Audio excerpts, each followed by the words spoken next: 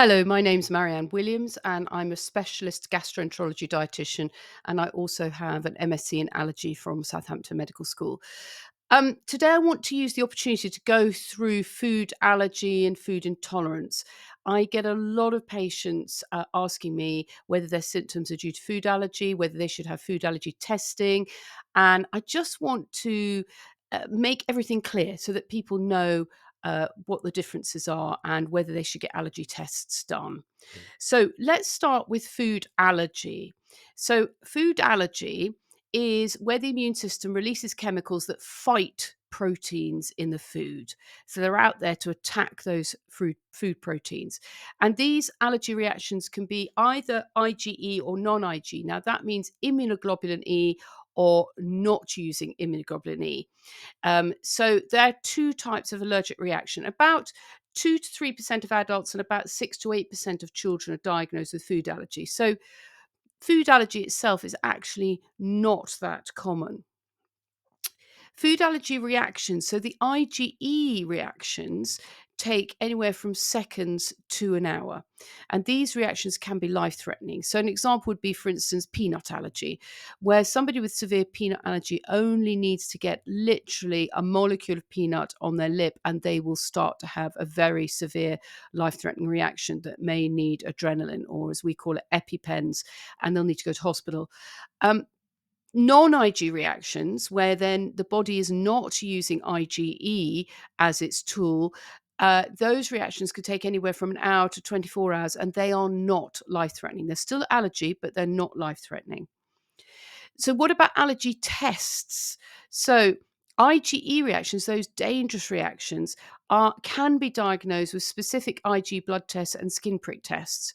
But those non-Ig reactions, the one that aren't using immunoglobulin E, they're diagnosed with food elimination and food reintroduction because there are no tests available. So no matter what you see on the high street or advertised on the internet, there are no tests for those type of allergic reactions. What type of foods are most commonly associated with food allergy? Well, it tends to be things like your dairy, your eggs, your wheat, your soya, your peanuts, your tree nuts, things like fish and shellfish, sesame, mustard, celery, and lupin. They're all very common food allergens. Other foods can cause allergy, but they're less common. So, what about the symptoms that you can get with food allergy? Well, mild to moderate reactions, skin reactions can be things like itchiness, redness, hives, eczema, swelling of the lips, face, and eyes, sort of angioedema, they would call it, where it swells. And the gut symptoms might be nausea and vomiting, stomach pain, and diarrhea. And the respiratory symptoms might be very mild wheezing or coughing, nasal congestion, for instance, and sneezing. And there are other allergies where you can get oral symptoms just affecting the mouth and throat area. These are common in a type of allergy known as oral allergy syndrome or pollen food syndrome. I'm not going to go into that in detail today, but I have done a podcast on that with an allergy specialist doctor and allergy specialist dietitian. So I'd recommend that you have a listen to that if you're interested. So those are your mild to moderate symptoms. They're not anaphylactic, they're not dangerous at this point.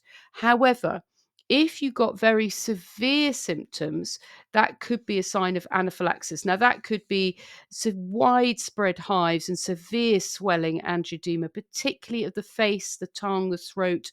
And this could, of course, potentially block the airway. So it's really important that this is addressed.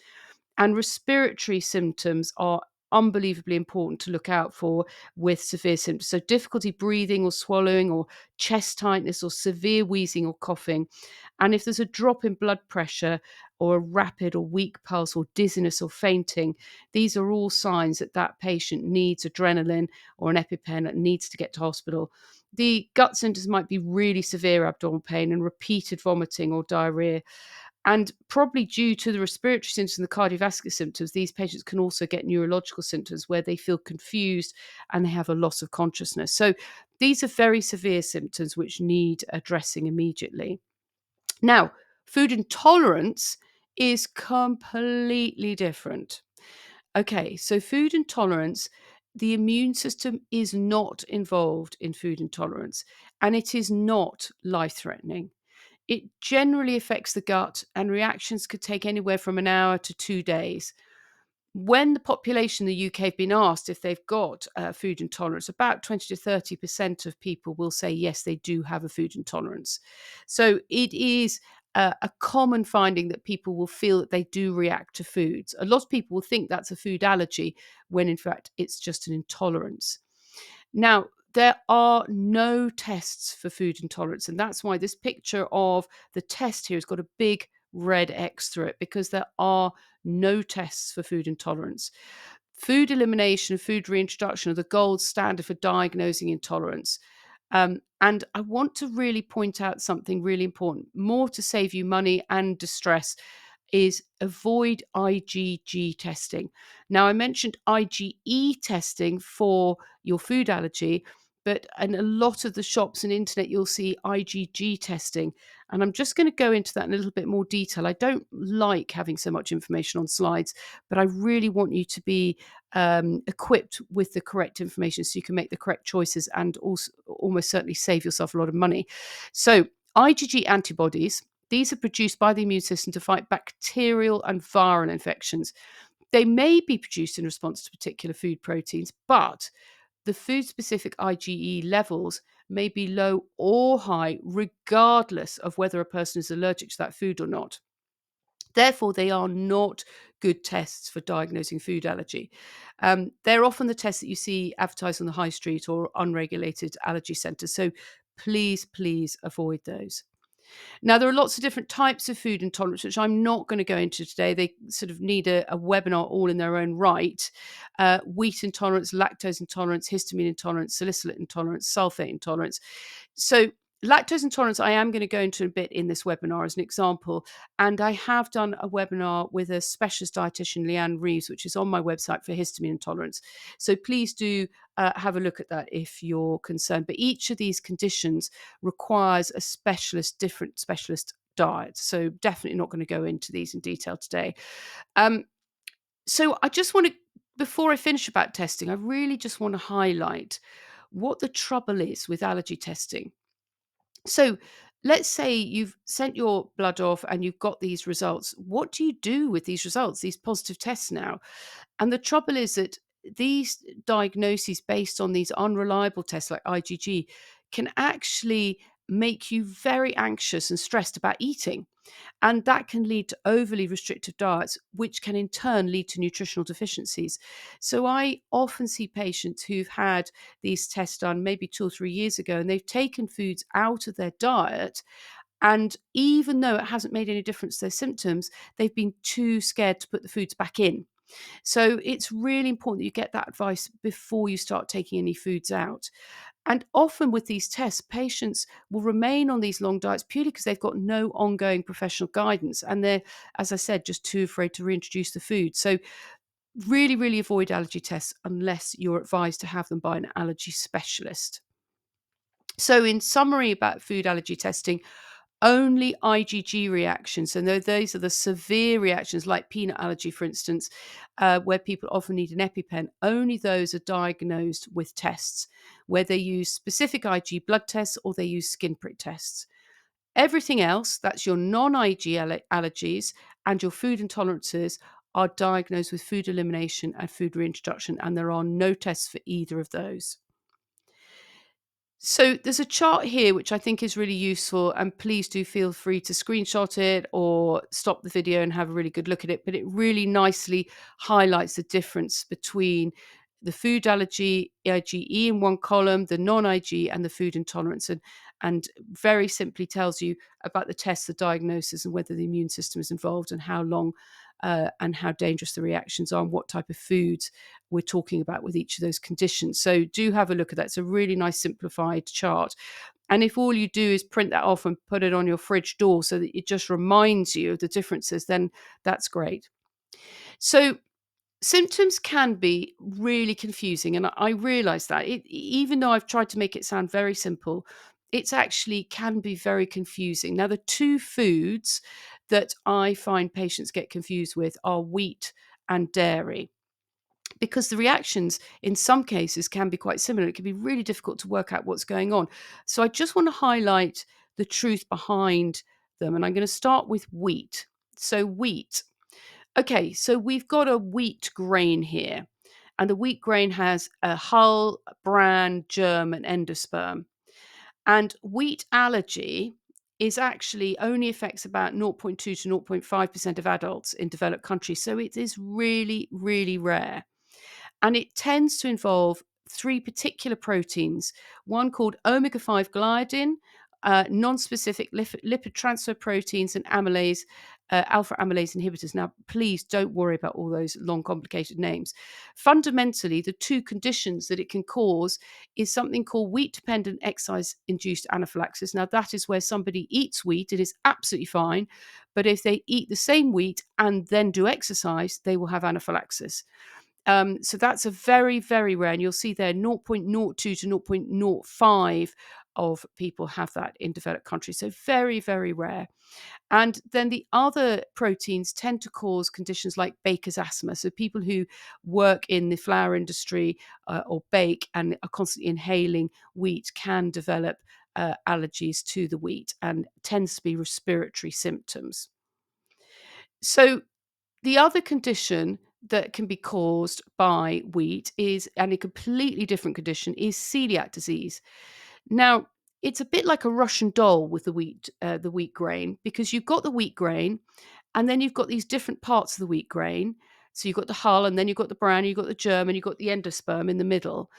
Now, with celiac disease, you've got the gluten in the endosperm, but inside the gluten is the gliadin. So it is literally like Russian dolls. And it's the gliadin that you find inside gluten that triggers the autoimmune response in celiac patients that results in damage to their intestine. And actually, these gliadins inside gluten are actually found in a broad family of proteins. They're found in wheat, barley, and rye, which is why celiac doesn't just take out wheat, they take out wheat, barley, and rye. So that involves very much the immune system. It's an autoimmune condition, and that, along with allergy, are the two areas where wheat can cause immune related responses. Then we get on to food intolerance or wheat intolerance. Now, there is a carbohydrate, not a protein, a carbohydrate called fructans inside the wheat grain. Now, in this instance, these fructans are found in the endosperm and the germ and the bran. And the trouble with fructans is they're not well digested by anybody, any human. And so in some patients, they can end up causing IBS type symptoms like bloating, wind, abdominal pain, and gurgling. Now, a lot of those symptoms can be very similar to the symptoms that you get in some cases of, say, for instance, celiac disease. So it can be really difficult to work out which is which. And that's where you need to see a specialist to try and uncover what's actually going on, because this is nothing to do with your immune system. This is a food intolerance involving a carbohydrate, nothing to do with proteins or immune responses. So, as I mentioned there, the Russian doll with the wheat grain, you get different things inside the wheat grain and inside each element of the wheat grain. Fundamentally, you've got proteins, which cause an allergy immune reaction, and you've got carbohydrates, which cause a non immune intolerance reaction. So, really useful to know. Proteins are what causes the allergies, carbohydrates cause the intolerance reactions. So I want to look at dairy, animal dairy here. So with cow's milk or dairy products, you've got two elements. You've got the lactose, which is the sugar or the carbohydrate in the dairy, and you've got the casein or whey, both of which are the main proteins in dairy. So if we're looking at dairy allergy, we're looking at the casein protein, which makes up about 80% of the milk protein, and is the sort of the solid portion that you find in dairy. And then you've got the whey proteins, which only make up about 20% of the milk protein. They're the more liquidy portion of the milk. Now, with dairy allergy, it requires a completely mammalian free, dairy free diet, because those proteins in the cow's milk look almost identical to the dairy proteins in goats and sheep and buffalo, etc. So you need to take out all of the mammalian dairy. You can still eat the meat, but you've got to take out the dairy. So you require a plant-based dairy free diet. So plant-based dairy diet, nothing to do with animal-based dairy. So it's a really strict diet. And that is completely different to lactose intolerance, a completely different diet. Lactose, as we said just now, is the sugar in the milk, the carbohydrate. And we know that carbohydrates more involved with intolerance, not with allergy. Now, lactose intolerance is purely there because you don't have sufficient of the enzyme in the gut called lactase. So, that lactase that sits on the lining of the gut wall will help you digest the lactose in your milk and your ice cream and your yogurt. And if you haven't got enough of that lactase enzyme to help break up that lactose, then you're going to end up with bloating and gas and diarrhea and abdominal pain. But this is nothing to do with the immune system. This is purely that you haven't got enough of an enzyme called lactase. But again, the symptoms can be very similar to dairy allergy or even wheat allergy in some cases, or celiac disease. So you can see how we get very similar symptoms with lots of conditions. And that's why you need to see a specialist who can really dig into what is causing your specific set of symptoms. Now, with lactose intolerance, it can occur in any age, but it is more prevalent in certain ethnic groups. But areas where the gut has been damaged, like celiac disease, or you've had gastroenteritis food poisoning, or you've had gut surgery, in those conditions, the lactase enzyme might be lacking purely because there's been damage to the gut wall. Generally speaking, your lactase enzyme will recover. So for a celiac, if they go on a strict gluten-free diet and their gut repairs itself with that diet, then they'll start to regenerate their lactase enzyme. And after food poisoning or gastroenteritis, you might have a few weeks or even months where you can't digest your dairy very well, and then the lactase will come back. With surgery, it totally depends what the surgery was or is, and how it's affected your gut as to whether your lactase will recover. So, lactose intolerance, the treatment here, unlike dairy allergy, where you have to take out all mammalian dairy, lactose intolerance is much easier to do. You literally just need to reduce the dairy that contains the high levels of lactose. So, milk, yogurt, and ice cream are very high in lactose.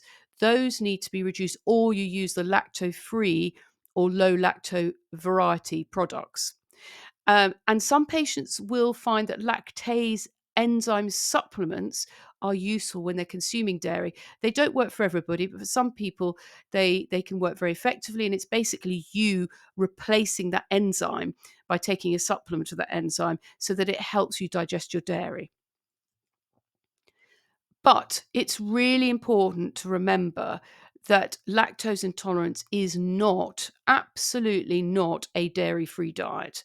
You can still eat cheese and butter and cream, for instance, they're all very naturally low in lactose. And actually, even if you have lactose intolerance, most people with lactose intolerance can actually tolerate sort of 30 to 50 mils of milk without any problem. So it's definitely not a dairy free diet. So, what are your next steps if you are concerned whether you've got a dairy allergy or a dairy intolerance, or other foods that are affecting you? The important thing is to consult an allergy specialist dietitian, and they will thoroughly assess your case history so that you can try and work out what is causing your particular problems. They should then give you really tailored advice specifically for you and your needs while maintaining a nutritionally balanced diet.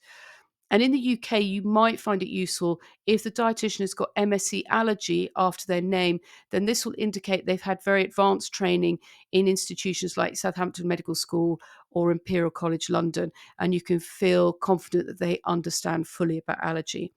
Now, if you go to see an allergy dietitian, the things they're going to really be asking you about, amongst many other things, but they're with specific relation to the foods that you feel are causing problem. They're going to want to know how long after eating the foods do you get the symptoms, how much of that food do you need to eat to get a reaction, and whether or not that reaction happens every single time you eat that food. Now, this is because with allergy, your reactions are relatively quick, and the quantity only needs to be really, really tiny to cause a very major response. But you will always get the same response every time you eat that food. So if you're not getting the same reaction every single time, that points much more towards an intolerance. And then the time and quantity, but particularly the time it takes, can point to whether it's an IG or a non-IG related condition. So they will be asking lots of questions, but these are the three they'll be particularly asking you about: the foods that you feel are affecting you. If a dietitian suspects allergy, they might request allergy tests from an allergy specialist doctor. But I really want to underline that if you're going to see a private allergy dietitian, they'll be using a private doctor to do the allergy tests, and these can be extremely expensive. So I would only request these if I felt it was really important to confirm or rule out food allergy as the culprit. I wouldn't request them unless I really felt that was important, because they are so expensive. Um, so the same chart that we looked at earlier, I want you really to take a time to have a look at that. It simplifies the whole differences for you, and I think that's really useful.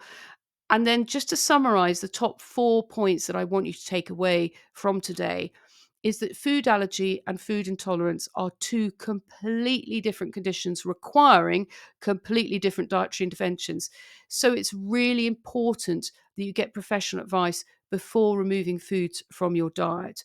And avoid allergy testing unless it's recommended by an allergy specialist, because you've got to know what to do with those results. And then avoid any IgG testing. Save your money. Don't have IgG testing, because it won't tell you anything useful. So I hope you found that helpful, and it's given you a brief overview of the difference between allergy intolerance and about allergy testing, etc. Please don't hesitate to email me or look at the website, where there are further webinars and information that you might find helpful. And thank you for listening. Goodbye.